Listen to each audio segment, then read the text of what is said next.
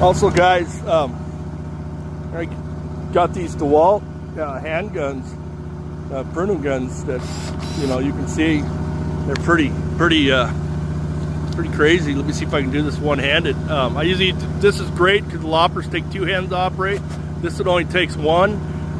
That way I can grab the limb and make sure it doesn't get in between the trellis, because if it gets down there in between the trellis, I got to dig everything out by hand.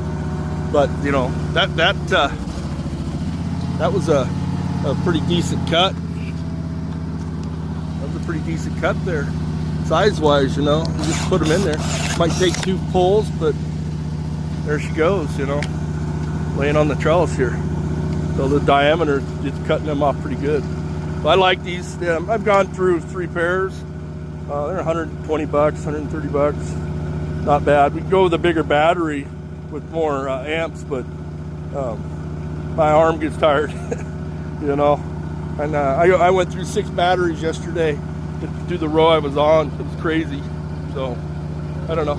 I got a chainsaw, little chainsaw here, a little 8-inch blade on it. As you can see, same thing. You put a bigger battery if you want, but I don't. I've gone through a couple saws, but you know what? Well worth it. Get done. As you can see behind over here, I throw everything in the row. I can go through and mow it. So I'm out here pruning, and this limb has been tied down. And I took it and tied it down last year to the trellis wire, and see, it created 1, 2, 3 shoots off the end with there was no heading cut on it. And look at all the fruit that it's produced on the tie down.